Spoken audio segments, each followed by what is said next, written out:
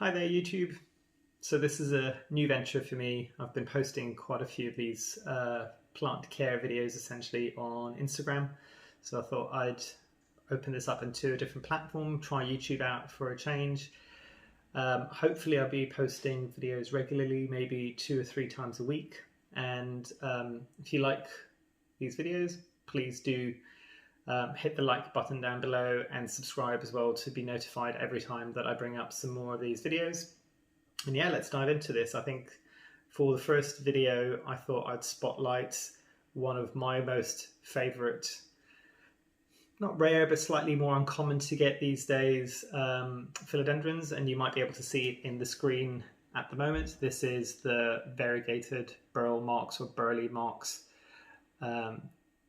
philodendron. So you can see from this plant in terms of the morphology and how it grows, obviously the variegation is the first thing that you probably be able to see on this. It doesn't have a white variegation, it has a more yellow to light green variegation, and you can see that throughout quite a few of the leaves. What you might be able to also notice, and this is something that's quite common with a lot of plants that are variegated, is that the variegated leaves tend to be smaller than some of the leaves that have got more of the solid green. And you might be able to see some of the top leaves are actually getting less and less variegation. So one of the things that I probably will be doing at some point, and this is something that I encourage you to try as well, especially if you want to retain variegation within your plant and you see that it starts to revert slightly, is if you start seeing quite a few green leaves come in, then go to the node of where the green leaves are coming up to, and essentially that is the bumpy bits that you can see where the petiole, which is what connects the leaf to the main stem, and chop it back at the node that is the closest to the last variegated leaf that you have. But at the moment, I don't mind it as it is.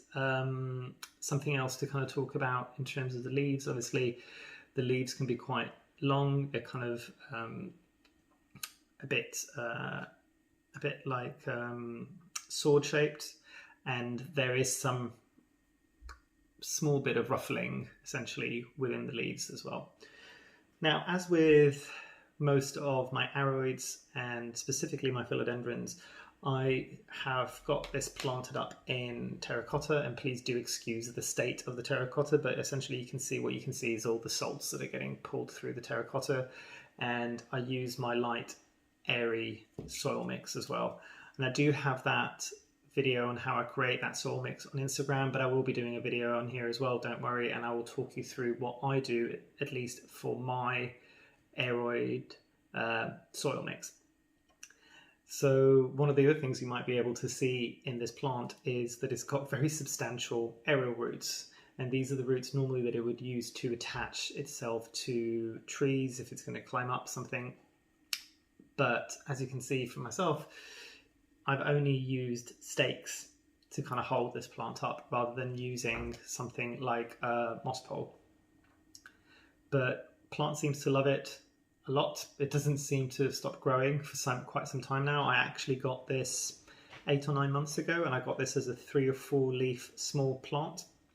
It took a while to get going, but I also purchased this during the winter months here in the UK. So it took a while to get going, but when it did, it really kind of pushed through. So I'm happy with the growth that this has had in the last few months. What else can I say about this? In terms of light, the light levels that I give for this plant is, and you probably will hear this a lot, especially when I'm talking about my aroids, is bright and direct light. So essentially what I have with this plant is it's close to a south-facing window, but it's pulled back slightly. It's on a plant shelf, and there's a net curtain in front of it as well, which means that the light's a bit more diffuse.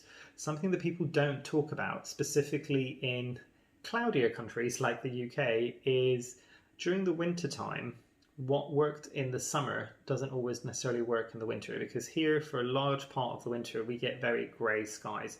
So if you were to keep that net curtain on and keep your plant in the same position, it would be getting a lot less light than it would normally be getting during the summer, sometimes possibly not enough light. And actually with most of my plants, even though they're not in an active growth period during the winter, I still get some decent growth from them, even in the winter in the UK. And that's by doing simple things like opening up the net curtain and just letting the plant get some direct sunlight when there is some light to be had. I don't find that it scorches the leaves in any way or form. Obviously, keep in mind that if you're going to have something that's a bit uncommon for here and have, say, a week or 2 weeks of direct sun hitting this plant for a large part of the day, then yes, obviously you might want to close the net curtain, even in the winter. But generally, it's not that risky here. You generally have grey days in the winter, so something to be aware of. In terms of feeding for this plant, I use a fertilizer which is obviously not sponsored, called Liquid Gold Leaf. And again, you can find it, do a quick search online or on Instagram. You can find it. There's a lot of people that are raving about the fertilizer, and I would have to agree. Every plant that I've used that fertilizer on has done exceptionally well for me.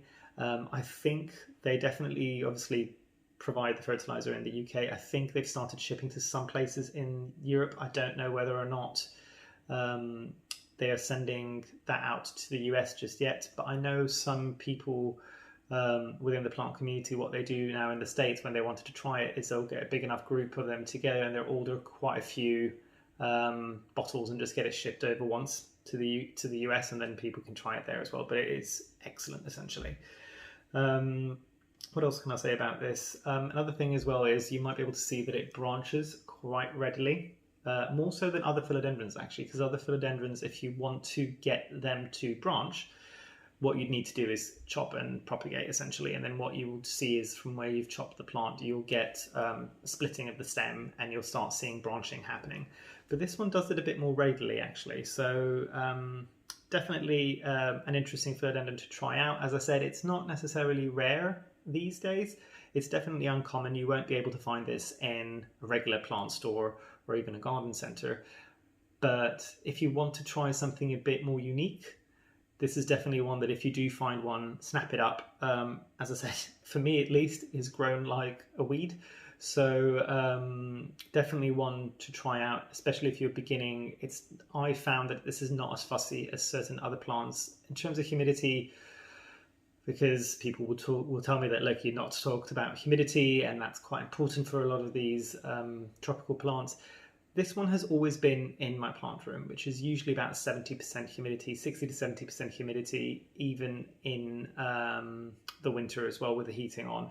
This one actually at the moment is very close to my radiator, probably closer than most people would feel comfortable with a plant like this being.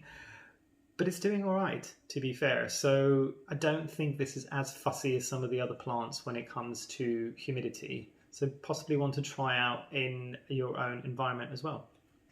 So yeah, that was a bit more about the Philodendron Burle Marx. Apologies, I haven't actually introduced myself. I'm Memo. And yeah, I'll be doing more of these videos coming up, as I said, regularly throughout the week. And hopefully I'll see you there. In the meantime, have a wonderful day and enjoy. Thanks.